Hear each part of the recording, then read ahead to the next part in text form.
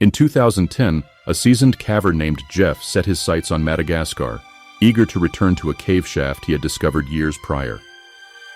The memory of that ominous descent still lingered, but curiosity gnawed at him.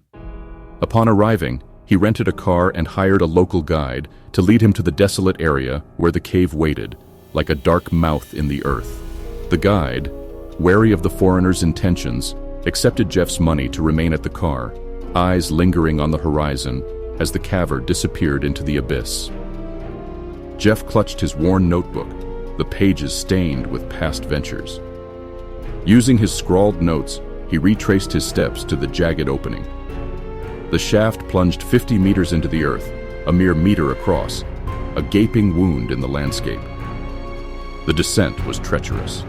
The first 20 meters angled sharply downward before the shaft became an unforgiving vertical drop. The bottom promised no labyrinthine tunnels, only a chamber of shadow and stone. The air was still, heavy with the scent of damp earth. Around the opening, the jagged rocks seemed to lean inward, as though conspiring to keep their secrets. With a deep breath, Jeff clipped his harness and began his descent. The sun cast thin beams through the narrow gap, illuminating little. As he slipped further below, his body eclipsed the light, and darkness swarmed. Relying on the feeble glow of his headlamp, Jeff moved cautiously, the rope creaking with each careful shift. Then movement. A flicker at the corner of his eye. He swung his headlamp towards the shaft wall, and dread curdled in his stomach. The rock face crawled.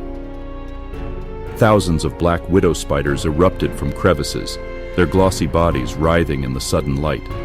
The red hourglass on their abdomens gleamed like 1,000 malevolent eyes. They scattered in panicked waves, their delicate legs clicking softly against stone. Jeff froze, his pulse thrumming. But there was no turning back. His technical gear, essential for the climb back up, was stowed in his pack. Attempting to retrieve it mid-air would be suicide. He had no choice but to continue the descent, to sink deeper into the webbed belly of the earth. The air thickened.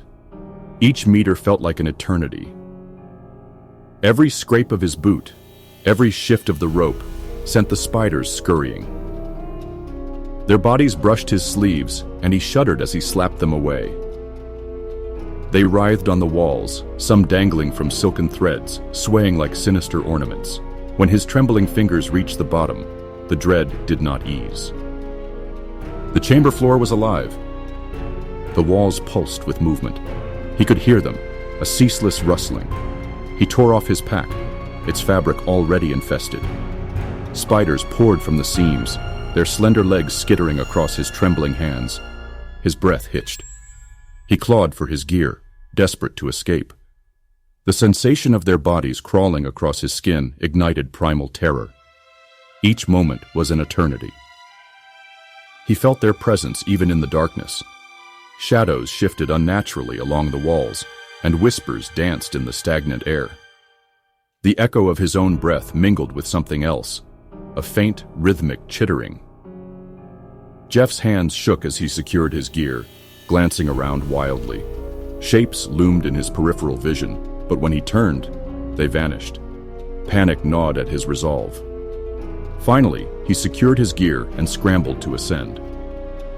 But the spiders clung to him, defiant.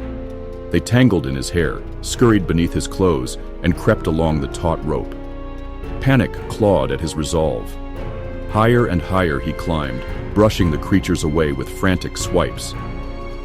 He could swear something else stirred in the dark, a guttural rasp, like the sound of rocks grinding together. But he did not dare look back. The abyss behind him seemed to breathe, its depths calling him to return. When Jeff reached the surface, he staggered into the daylight.